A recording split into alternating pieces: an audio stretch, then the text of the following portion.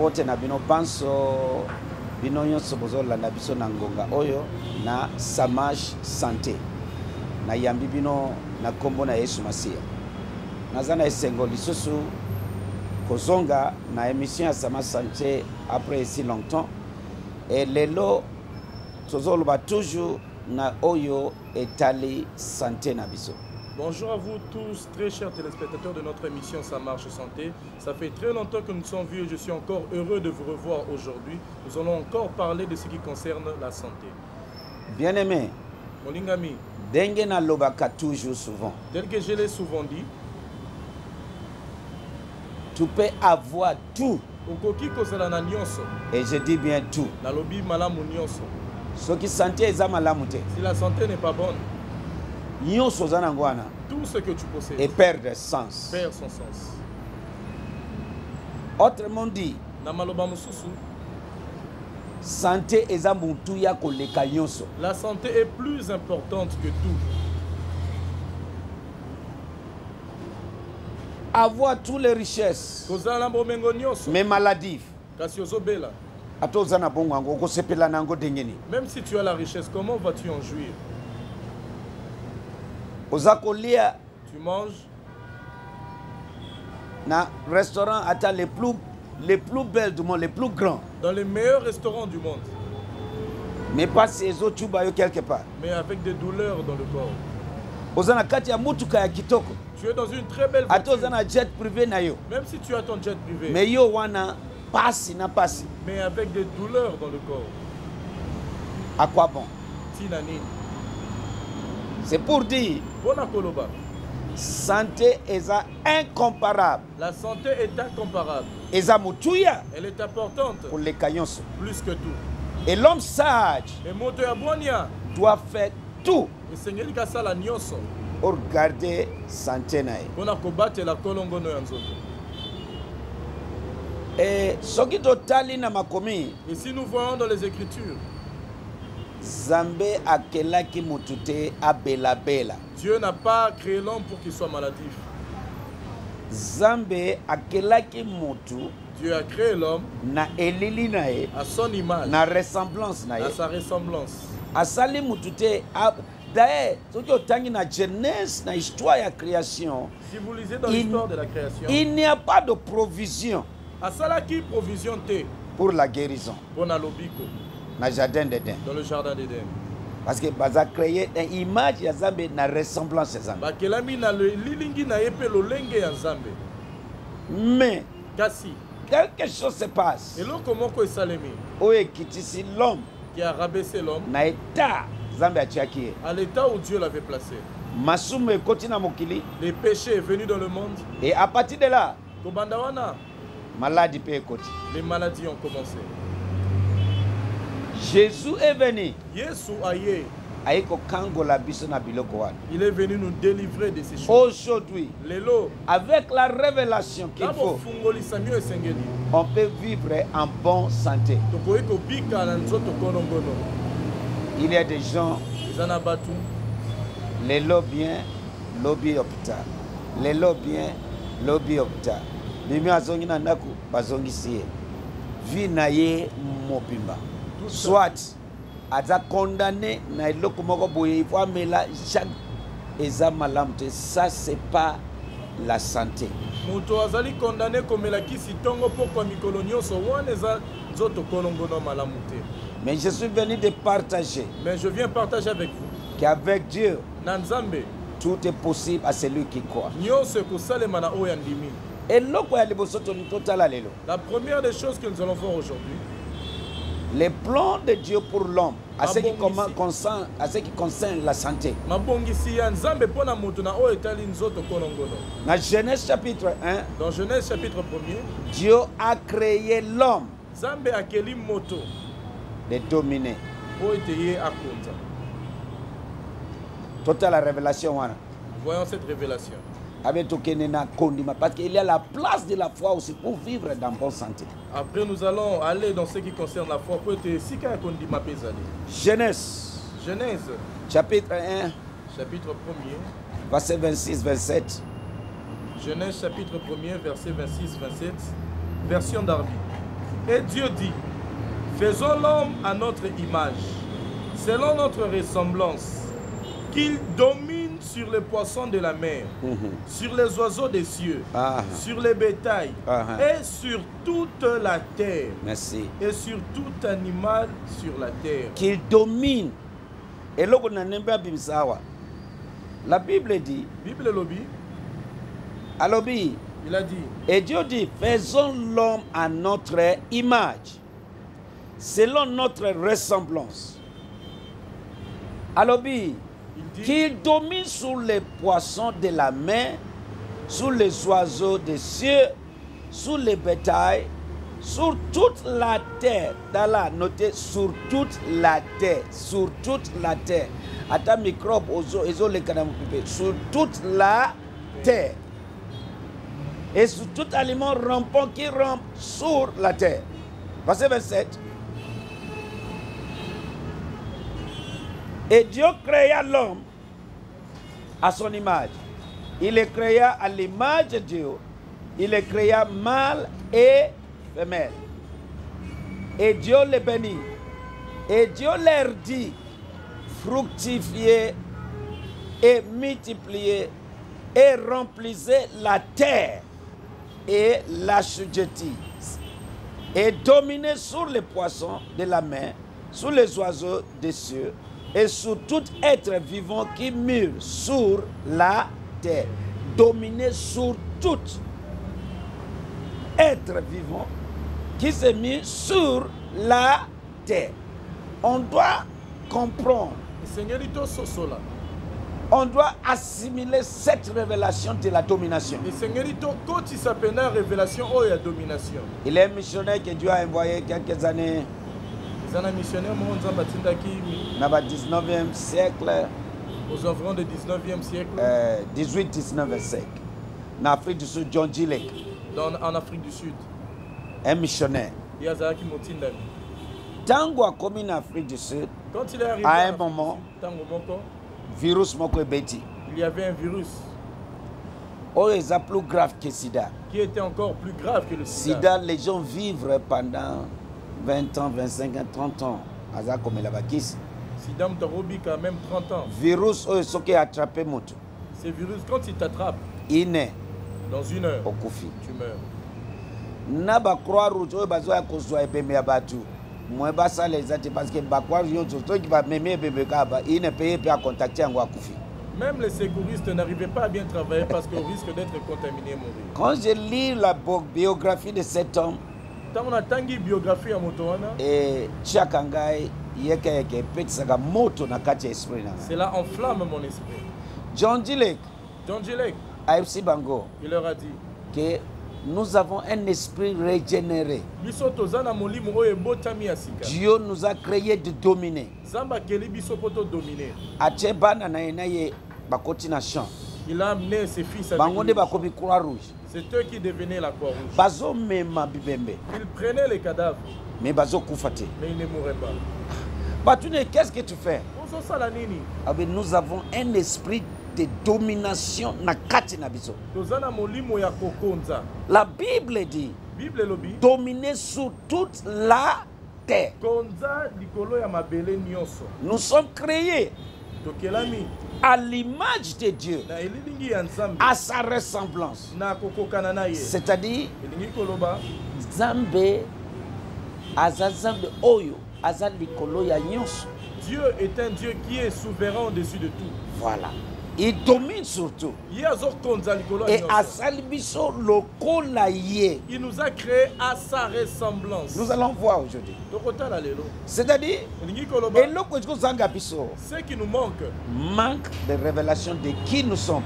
Nazo lobana mutu oyo azana esprit régénéré. Mutu oyo ayambie sumasia. Yebake obotami o dominer na se ya moyo oyo. Ezako zanga révélation ya oyo biso tozali. Yo oyo botami asika oyambi Yesu. Nalingi continue papa. Yebake esengeli o dominer na mokili oyo. Nalingi toyo kalingala. La version mosusu. La version lingala. Voilà. Version lingala, Jean chapitre 1er verset 26. Merci. Bongo nzamba lobi. Sikoyo tosala bato lokola elili na biso bazala ndenge biso moko tozali bakozala bakondi ya mbisi ya ebale ya bandeke ya likolo ya banyama ya mboka ya zamba ezala ya minene to ya mike. 27 boye nzambe asali bato lokola elili na ye asali bango lokola elili ya nzambe penza asalaki bango mobali na mwasi asalali bango elili na ye penza. Et je crois que nous sommes là. Parce que tout le monde qui nous suit, Dieu a dominé Kalikolo et Yons. Domine surtout. So, c'est pour dire l'homme a été créé pour dominer surtout. Même maladie. Mais n'oublie pas, la Bible a dit. Voilà pourquoi j'aime la Bible. J'aime la parole de Dieu. La parole de Dieu a dit. Mon peuple sont détruits faute de la connaissance. Malgré que nous sommes créés à dominer, nous sommes créés à son image, à sa ressemblance, mais beaucoup meurent à cause à cause il y a manque de connaissance.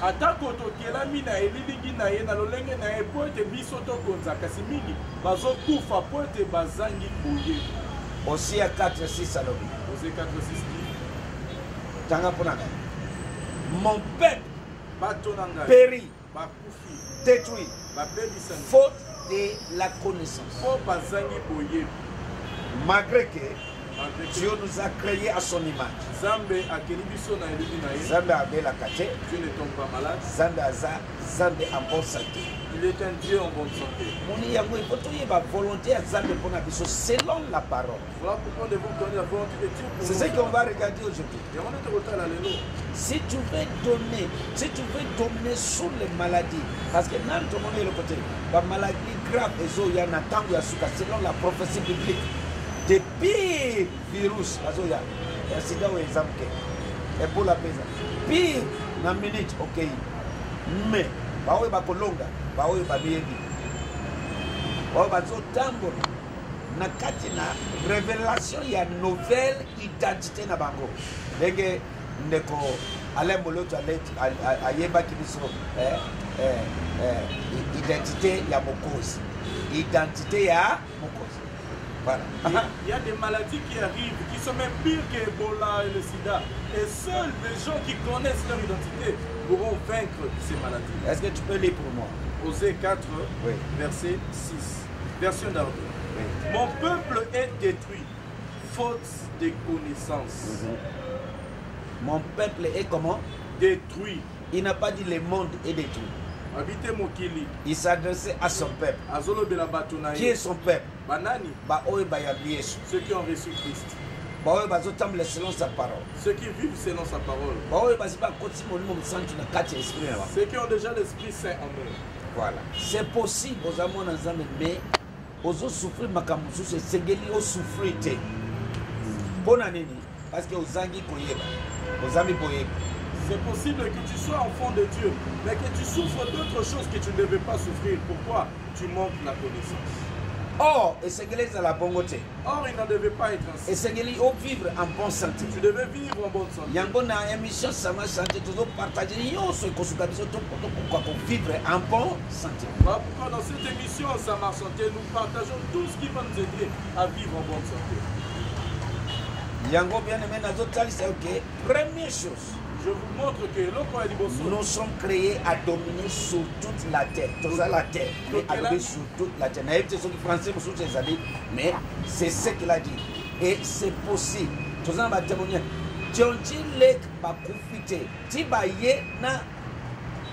Microscope, ce qui télescope, ce qui est virus, alors il virus, on a battu na maboko na ye. Tango akobana ressemble à l'esprit. Pour mon aké, virus wana ekokufa. Batye pe virus na maboko na ye, virus wana ezoboma bato. Batye instrument na bango bazotala. Bamoni ke deke bazo simba maboko ya John Gilek. Ba virus wana bazokufa. Bakamoni. Aïsi bango, nous avons l'esprit de domination na kati na biso. Bien aimé na ye ko lamusa eloko wana na kati na yo. tu es né de nouveau. Né de nouveau. Né de nouveau. Pourquoi né de nouveau? Ça dit première naissance a été déjà corrompu. Mais la deuxième naissance est une nouvelle naissance avec nouveauté des choses, inclut nouveauté de vie.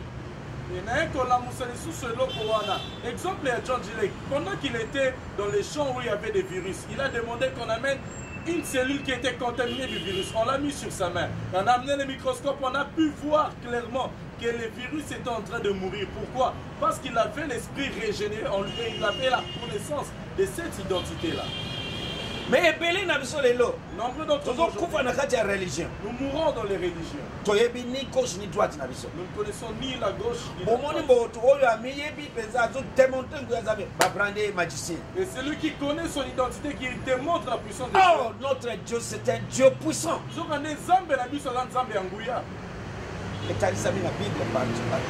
est démontré clairement dans la Bible. Bien aimé.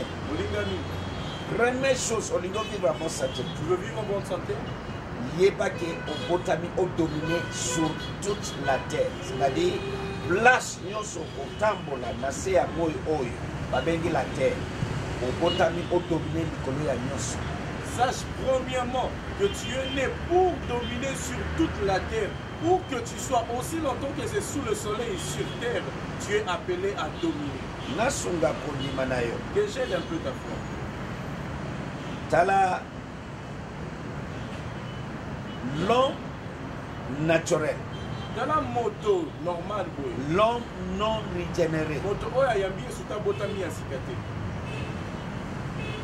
Azo poza likolo ya banyama nyonso ya mai. Domine sur tout animal marin. Omoni tala ba documentaire. Regardez les documentaires. Na mabele sur terre. Azo poza likolo ya balion. Il domine sur les lions. Ils peuvent apprivoiser les lions dans les eaux et nous voyons des spectacles.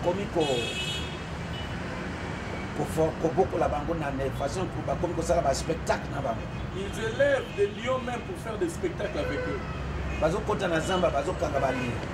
entrent dans la forêt et attrapent n'importe quel animal. Chaque requin, tout. Et dans l'homme, par rapport à Banyamawana. Regardez le corps de l'homme par rapport à ces animaux. C'est-à-dire il y a quelque chose que Dieu a mis en l'homme. J'aimerais te faire raisonner. Il y a quelque chose que Dieu a mettre dans l'homme qui fait que malgré taille na biso metozana mayele moko elekiba écriture wana mususu et tozo dominer ba. Ezana eloko moko oyo nzamba tie kati na moto ata yo zo mimona nzoto moke kasi ezana eloko moko mayele moko nzamba tie kati na yo oyo sala ke yo konza. Tala l'homme moke. Regardez l'homme chétif qu'il est. Mais tala ba immeuble moulai. Regardez les bâtiments. Ça se montre que l'homme a quelque chose. Alléluia. Maintenant, si tu regardes dans le monde des eaux, si tu regardes dans le monde des eaux, il y a toutes sortes il y a toutes sortes d'animaux. On nous a dit ceci. Ils ont occupé 60% ou 70% l'eau constitue 60 ou 70% dans le corps humain. Dès que nous avons des animaux, le fleuve,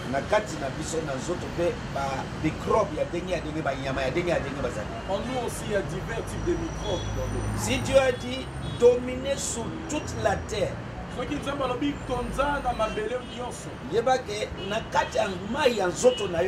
sache que dans l'eau de ton corps aussi, les microbes qui s'y trouvent, Dieu t'a donné le pouvoir de domination. Ce qui nous manque et cette puissance à nous est en train de dormir. Et voilà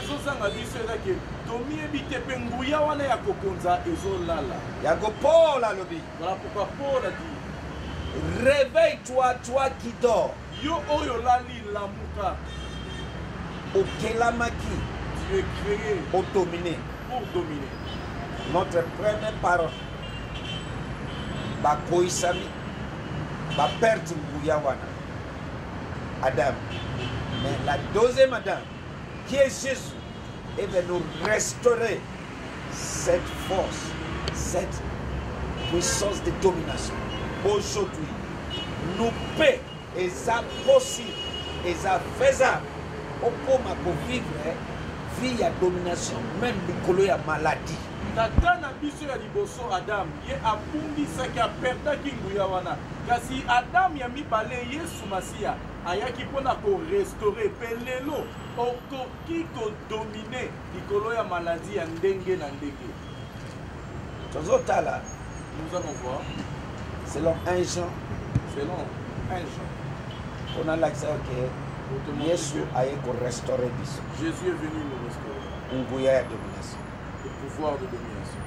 Alors, comme il est Jésus, la Bible est telle, nous sommes dans ce monde. N'oublie pas qui est Jésus. Jésus est Dieu. La Bible dit, un enfant nous a été né.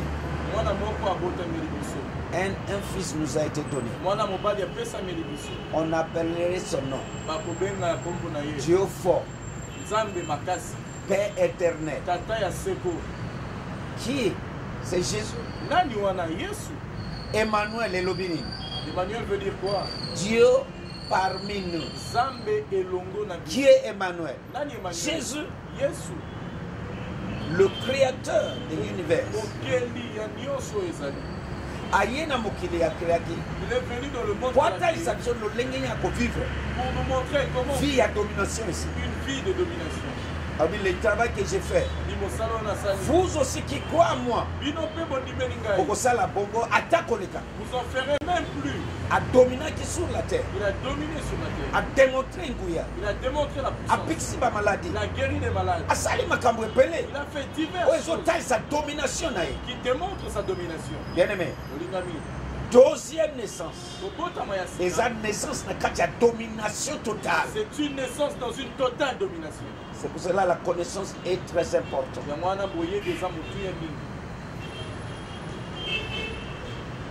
Total. 1 Jean. Chapitre 3.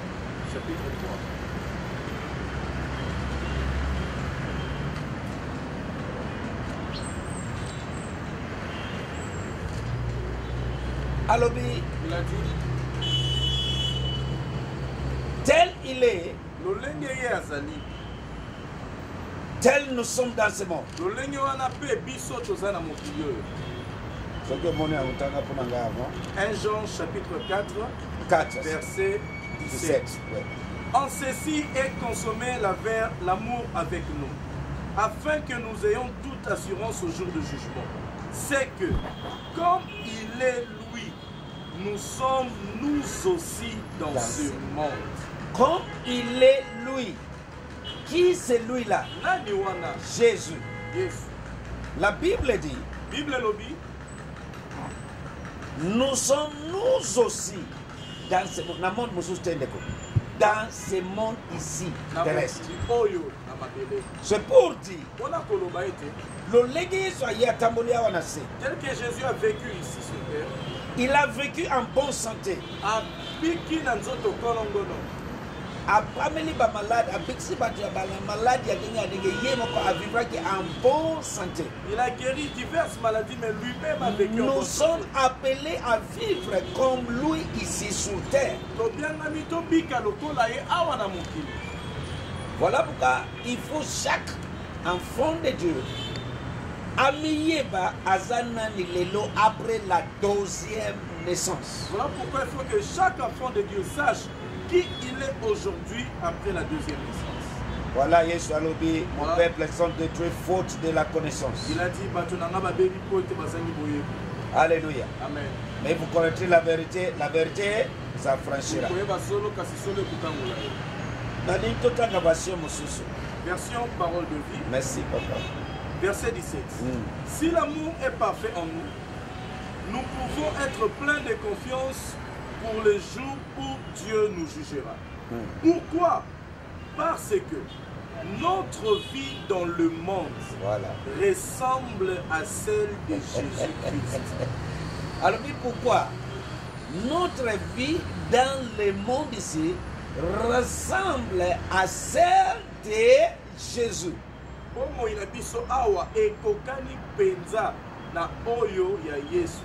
Non, ndeko, depuis otanga la Bible, ozotangi que Yesu abelaki. Depuis que tu as lu ta Bible, as-tu déjà vu là où Jésus était tombé malade? C'est lui notre référence positive. Yende sika na biso tozotala na malamu. Alléluia. Amen. Version version lingala mondo toyoka. Bolingo ekomi ya kokoka epai na biso na ndenge oyo te. Biso toloba polele pe na bosembo na mokolo ya lisambisi. Po ndenge moto wana zali. Biso pe tozali bongo na mokili oyo. Bandela papa na ngai. Po ndenge moto wana zali. Biso pe tozali bongo na mokili oyo. Po ndenge moto wana azali. Nani moto wana? Yesu Masia. Po ndenge moto wana azali. Biso pe tozali bongo na mokili oyo. Siko ngai natangi Biblia. Évangile yoso namoni te ke Yesu abelaki. Je n'ai pas vu que Jésus est tombé malade. Et Yesu alobini. Et qu'est-ce qu'il a dit? Musala oyo ya salaki. L'œuvre qu'il a faite. Tokosala. Nous en Kutu koleka. Même plus grande. Il y a des choses que j'ai constatées dans la parole de Dieu. Et continue na kati ya makila na kati ya misisa na ngai. Qui a déjà pénétré tout mon être. Tina 60 na botika la kabo. Jusqu'à 60 ans, je serai toujours le même. Parce que Nazar déjà 53 ans. J'ai déjà 53 ans. Oui, d'ici Nazar tout à 54. Et bientôt 54. Mais Nazar a force il y a moins de 30. J'ai la force de la trentaine. Oui. Je suis enfant. Na sosoli ba révélation. J'ai eu des révélations. Zambe abateli en tout cas 60 ans na ko fêter yango et que ça fête monene. Azo ipsayo et na kotika la kaka. Et Dieu m'a préservé à 60 ans, ce sera une très grande fête. Abitenge mutu wana azali bongo biso pe tozali na mokili oyo. Tel qu'il est, tel nous sommes aussi dans ce monde. C'est ça l'avantage de révélation. C'est ça l'avantage de la deuxième naissance. Voilà, kobotama yasika, kobotama balami bale, kobotami bala liboso na ba parents na yo. Mais tango yambi Yesu, obotami balami bale na Yesu Masia. Yango okomi mwana Nzambe. Oto abotami balami bale. La Bible dit les choses anciennes sont passées. Voilà, les nouvelles est là devant nous. Et naître de nouveau, la première naissance, elle est physique avec tes parents. Mais quand tu nais de nouveau, tu es né de Jésus-Christ. Et la Bible dit, Oyo abotami yasika, nyonso yakala, et si eleka yasika ne eza awa. Vie ya bela bela bela bela wana eza lisusu, ya yo lisusu te. Une vie de maladie répétée n'est plus la tienne. Eza wana batuzu bakomi client na hôpital, bayebi. Ok, opémi, ozongi opémi. Tout boite, mais eza malamu te Nzambe alingi ozala en bonne santé. Naza contre peut-être ngabe na kinanga, nasala ka contrôle. Nasala ka contrôle. Mais par la grâce de Dieu, nazo mener vie ya bonne santé. Alléluia. Et nalingi totanga version nazanango ici. Version Semeur. Version Semeur, verset 17.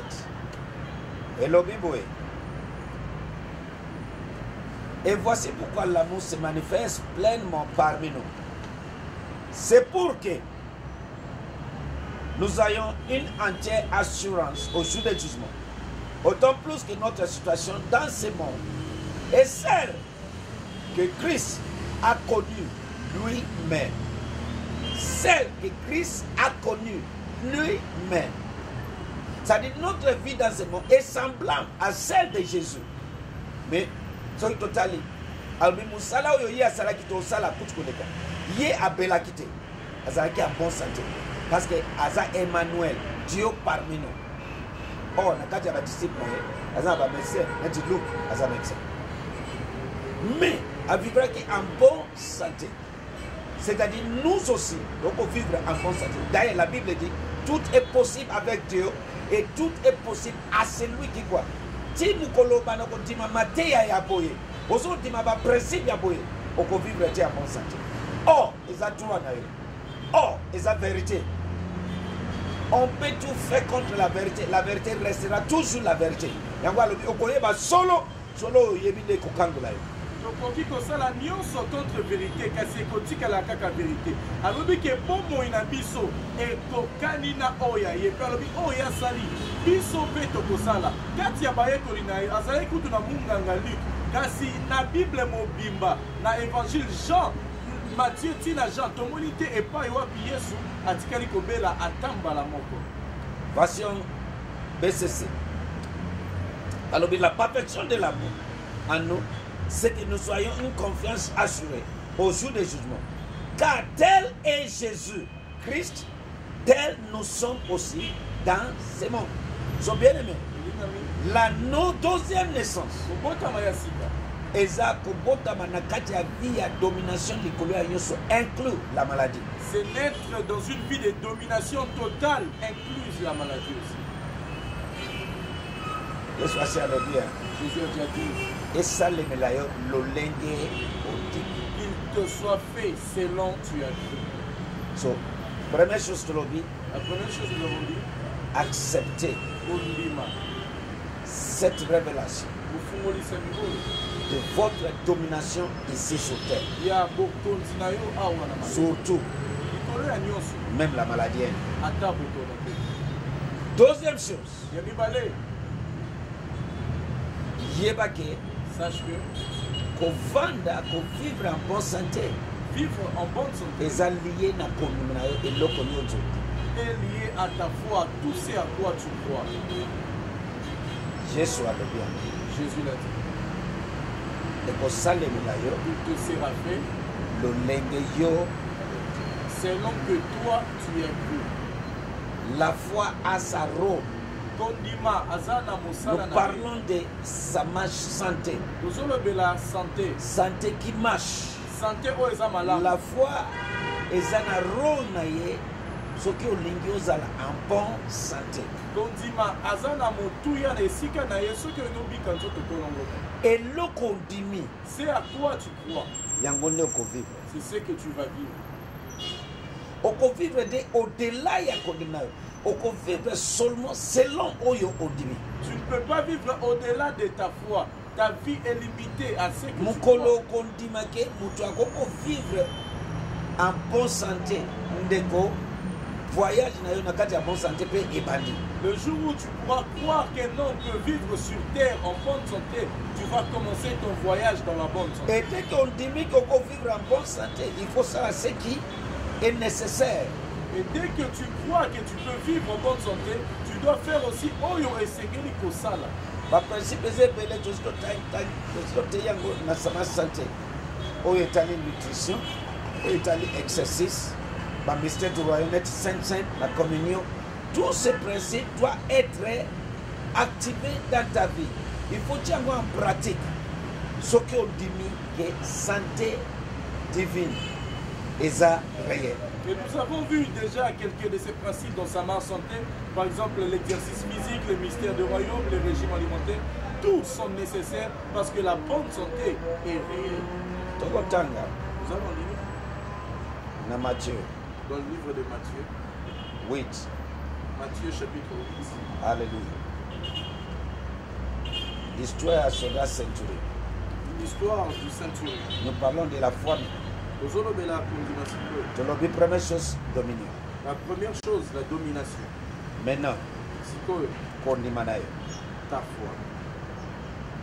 Et que ça le milayo le légué ondimi. Un point, un trait. Fais selon que tu as cru. Zambe akosala au-delà ya konimanayo te. Dieu n'agira pas au-delà de ta foi. Yé assez à l'objet. Il a déjà dit. Qui te soit fait selon tu as cru. Et ça le melayo lo lengue ondimi. Nali totanga histoire wa. J'aimerais que nous lisions cette histoire. Matthieu 8 à partir du verset 8. Matthieu chapitre 8 à partir du verset 8. Version d'Armée. Et le centurion répondit et dit, Seigneur. Vous autres, le verset 13. Verset 13 de Makamuna Totanga à partir du verset 8. Verset 8.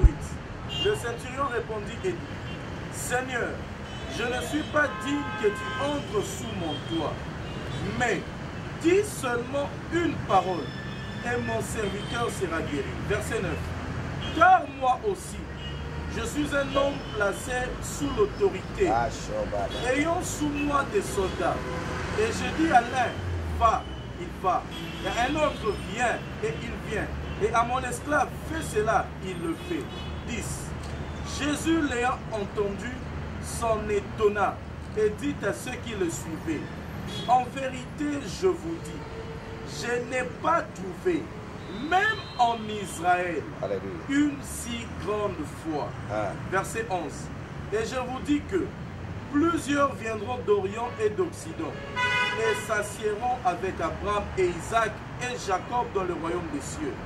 Verset 12. Mais les fils du royaume seront jetés dans les ténèbres de dehors. Là seront les pleurs, les grincements des dents. Verset 13. Et Jésus dit au centurion, va, qu'il te soit fait comme tu as cru. Répétez verset 13. Verset 13. Jésus dit au centurion, va, qu'il te soit fait comme tu as cru. Qu'il te soit fait comme tu as cru. Qui te soit fait comme tu as cru. Et l'autre n'est que ça les mapona. Qu'est-ce qui s'arrivera? Tout. Selon qu'on dit manayo. Selon ta foi. So, tout ça n'a limitation. Nous n'avons pas de limite. Notre limitation pour vivre en bonne santé, c'est notre foi aussi. Limite la biso, ezakaka kondimana. Ceux qui ont dit que c'est possible, c'est faisable, c'est faisable. Ceux qui ont dit que kosalema, ekosalema. Yesu alobi esalemela yo lolenge ondimi. Jésus a dit qu'il te soit fait selon tu as cru. Bien-aimé na kotalisa yo kondima ezanene na mukuse. Parce que quand nous parlons de la foi, les gens baza na confusion totale. Bazo comprendre c'est quoi la foi. Yesu alobi atani tatawana. Na makamwa alobi. Avec ce qu'il a dit. Abi c'est une kende. Va. Qui te soit fait sentir. La Bible dit à la même heure, au sollicité, même heure, son serviteur à la maison habite. Même heure. Kondima Ekoko a amené yo transformation immédiate. La foi peut apporter la transformation immédiate. Même heure. Habite Saminandam. Et lundi Kondima Yesu te Kondima ya mutuwa na yemoko. Ça ne dépendait pas de la foi de Christ, mais de sa foi propre. Yé centurion. Lui le centurion. A télémi en tant que médiateur pour la mona musala na oya zotela. Tenu comme médiateur pour son serviteur. Tozo mona ngo mukolo nyonso. Nous le voyons tous les jours. Tanga pona na. Lingala mon. Merci. Bongo Yesu alobaki na mokonzi wana ya basoda ete kende likambo na yo esalama kaka ndenge kondima na yo ezali. Kende likambo na yo esalama kaka ndenge kondima na yo ezali. C'est-à-dire okoki ko vivre en bonne santé ndenge kondima na yo ezali. Tu peux vivre en bonne santé selon que ta foi est. Pe mosali yango abikaki kaka na ngonga wana. Pe mosali yango abikaki kaka na ngonga wana bande kotala impact, conséquence ya kondima ya moto. Voyez un peu la conséquence de la foi d'une personne. Immédiatement. La Bible dit. Moi na musala na ye. Son serviteur.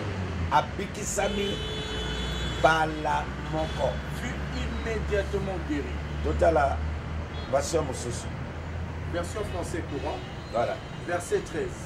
Puis Jésus dit au capitaine, retourne chez toi. Dieu t'accorde ce que tu as demandé avec foi. Et le serviteur du capitaine fut guéri à ce moment même. À ce moment même. Retourner chez toi. Dieu t'accorde ce que tu as demandé avec foi. Et le serviteur du capitaine fut guéri à ce moment même. C'est-à-dire, kondima échanger état ya mutu wana bala moko kondima na yo ekoko fait yo vivre en bonne santé parce que nyonso ekosalemela yo lolenge olumisiko. La foi c'est quoi? Pour tikali na 5 minutes otomoko azotuna ok papa taisa biso kondima ozolwa tuzo comprendre. Démontre-nous c'est quoi. Hébreu 11 et l'obénin. Qu'est dit Hébreu 11? Verset 1 et 2. Verset 1 et 2. Voilà. Hébreu chapitre 11, verset 1 et 2. Version Darby. Or, la foi est l'assurance des choses qu'on espère et la conviction de celles qu'on ne voit pas. Verset 2. Car c'est par elle que les anciens ont reçu les témoignages. La Bible dit, Bible lobby. la foi c'est les choses qu'on espère et l'assurance des choses qu'on ne voit pas. La conviction de les choses qu'on ne voit pas. Namukuse ndeko.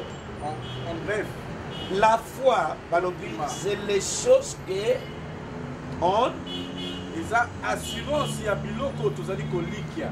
et la conviction des choses que on ne voit pas. Mais conviction ya oyo tozomona nanu te.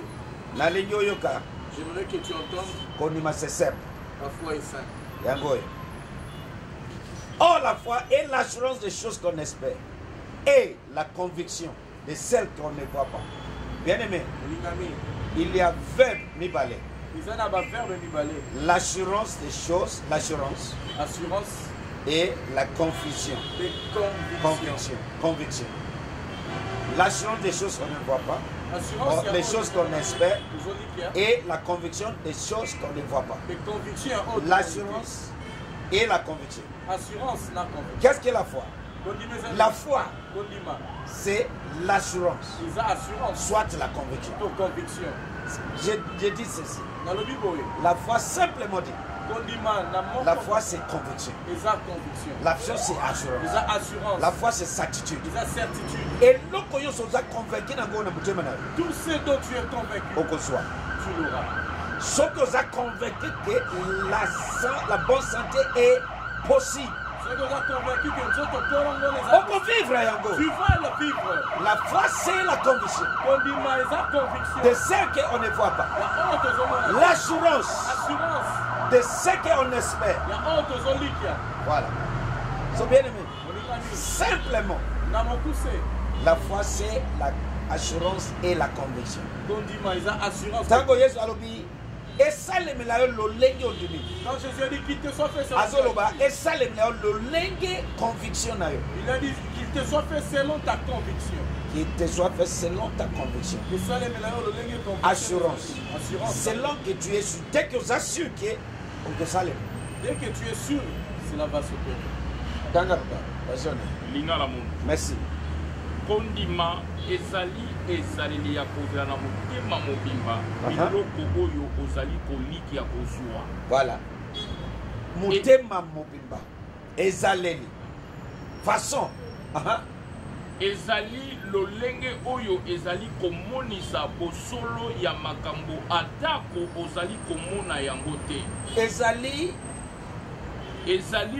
lolenge komonisa bosolo ya makambo atako ozomona te. ozomona yango bosolo ya makambo ata ozomona te ondimi c'est-à-dire oza convaincu na motema. Conviction ezalaka na motema ndeko soki ondimi makambo ozoyoka oyo Si tu crois ce que tu entends, ondimi oza convaincu que oui nabotami na dominer tu es convaincu nabotami na vivre en bonne que je santé suis né pour vivre en bonne santé. comme Jésus tel je suis. Le lingue Yesu aza ngai pe. Naepsi yo obandi voyage dans la bonne santé. Tu commences ton voyage dans la bonne santé. La bonne santé Bonne santé, c'est une question de révélation personnelle c'est question de la révélation. liée à la parole, Oui, kangami na à la liloba. connaissance de la parole. Aboyebi liloba ya Nzambe. La Bible dit Bible lobi. nous sommes devenus une nouvelle créature. Tokomi ekelamu ya sika. Les choses anciennes sont passées. makambo ya kala eleki Les nouvelles est là. ya sika eza wana. Si les choses anciennes sont passées soki ya kala eleki et les nouvelles est là, mpe ya sika ezali c'est pour nous dire mpona koyebisa biso vie ya bela bela wana eza ya yo lisusu te. une vie de maladie répétée n'est plus la Eza sienne. makambo ya kala. Ce sont des choses Il faut anciennes. banda vie oyo ekokani na ya Yesu. Tu dois commencer une vie Et nouvelle. la Bible nous a dit, Le Bible le dit. tel il est, Lolenge ya zali. présent, C'est l'eau. tel nous sommes Lolenge pe dans biso. ce monde. Toza na mokili oyo. Il est actuellement en bonne santé. Sikoyo aza na bonne santé. Dans la français, Dire français. tel il est, Lolenge ya pas zali. il était, Te azalaki. tel il est actuel. Sikoyo Il est en bonne santé. aza na nzoto Il est malamu. assis sous son trône. Avandi na ngweni na ye. Tel nous sommes. Lolenge tozali. C'est-à-dire, volonté à Zambé, ils appuient au vivre en bonne santé. La volonté de Dieu c'est que tu C'est commences. question, il y a révélation aux âmes. C'est question de révélation. C'est que tu question, il y as. a vérité aux C'est la âmes. vérité que tu as. Tanga pour la même réponse. Parole vivante. Merci. Verset 1er. Merci. Et qu'est-ce qu'est la foi? Qu'est-ce qu'est la foi? C'est une ferme confiance de la réalisation de ce qu'on espère. C'est une ferme confiance de la réalisation de ce qu'on espère. Mhm. C'est une manière de les posséder déjà par avance. C'est une manière de les posséder déjà par avance. Croire, c'est être absolument certain de la réalité de ce qu'on ne voit pas. Alléluia.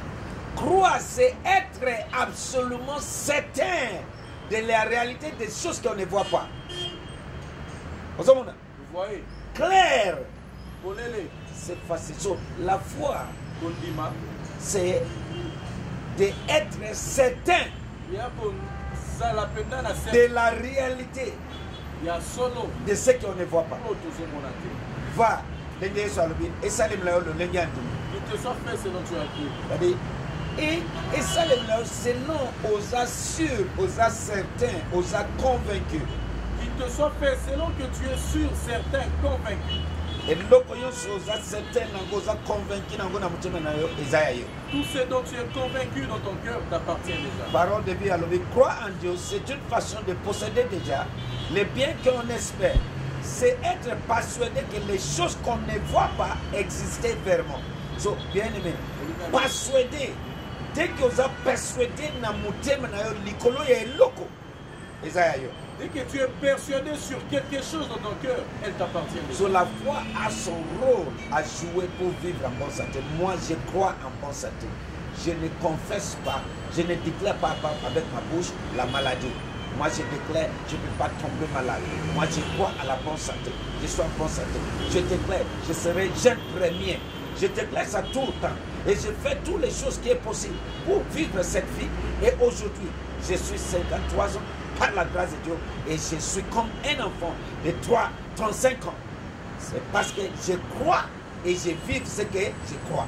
Et ngai na ndimi ete bonne santé eza réel mpe natatolaka yango ntango nyonso mpe nalobaka ta mokolo moko te likambo ya maladi na nzoto na ngai mpe nazosala nyonso oyo esengeli kosala mpe lelo 53 ans naza lokola mwana ya 30 ans. Koloba te eza jini bandeko na ngai baza wana ebele baza maladi kwa mosusu obese ebele naza différent so eza eloko na ndi bien-aimé ngongo na ngai ebeti na nasambela kuna soki ondimi meme ndenge ozolanda ngai sikoyo na minute oyo na nzela ekran oyo nzambe akokobikisa yo minute oyo sika ozali. J'aimerais prier pour toi, mais si tu crois maintenant même que tu peux être guéri, Dieu va te bato guérir. babikisami na sida bato babikisami na paralysie na ndako na bango même na Londres même na Porto partout même ici na Kinshasa kaka en touchant l'écran quand je prie so sebola maboko na soit osimbi écran wana ndenge nazosambela nguya ya Nzambe ezotraverse eloko oyo moto asala Nzambe ni apesi moto mayele ya télévision so nguya ya Nzambe na ngai ezotraverse yango ezokotela yo na nzoto ozopika n'importe quelle maladie na komona Yesu sebola maboko na Tends tes mains vers l'écran, nous allons prier. Père, au nom de Jésus, na symbole maboko na ngai vers l'écran. Père, au nom de Jésus, tends mes mains vers À l'écran. tous ceux qui croient, Na ba oyo nyonso bandimi. à tous ceux qui étaient agis en conséquence. Ba oyo nyonso bazosala lolenge Dès que esengeli. bazo simba écran, Tel qu'ils touchent l'écran, soit ba symbole maboko na soit ngai. ils ont tendu leur Na main. sengi nguya ya molimo mosantu. Je demande que la puissance du Et Saint-Esprit traverser les traverse écran wana na minute oyo. par cet écran maintenant. et traverser les autres. Traverse leur corps. Na pameli maladie nyos. J'ai banni toute maladie. Au nom de Jésus. Na kombo na Yesu. Et na décrété guérison na yo instantanément. Je décrète ta guérison instantanément.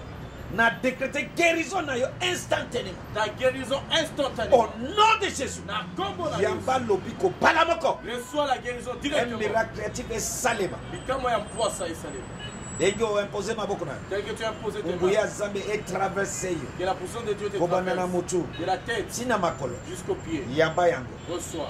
Yamba yango. Reçois. Alobi. Il a dit. Il confirme la parole de son serviteur.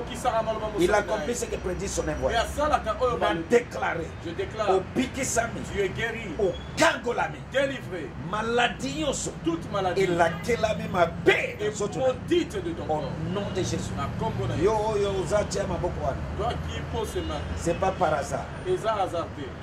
que Olandinga na tango. Que tu m'as suivi maintenant. Au Pikisami. Tu es guéri. Nazo c'est la témoignage. J'attends ton témoignage. Il y a quelqu'un là aux Olandanga. Nous allons tout le monde aux Onananga. Okomona ngo eza coïncidence. Tu verras comme c'est une Ozana coïncidence. maladie incurable na zoto. Tu as une maladie incurable dans ton corps. Ozana maladie incurable na Tu zoto. souffres d'une maladie incurable. Zambe na ga bikisi. Mon Dieu t'a guéri. Na kombo na Yesu. Au nom de Jésus. Mususu pe aza wana.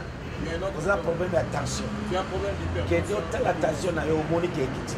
Va vérifier tout ça. Zambe na ga kangoli ya bikisi. Mon Dieu t'a guéri. Natanga malade na natanga yango te. Que je cite ou pas, Bino pense. tous Oyo boagi en conséquence. qui ont agi en conséquence. Obikisami bokangola Vous êtes guéris et benga délivrés. biso na téléphone wana. Appelle par ce numéro. Tozozela toyoka témoignage. Nous entendons Que Dieu recevoir. vous bénisse. Zamba Pambo. À la prochaine. Voilà. Na Samash Santé. Ciao.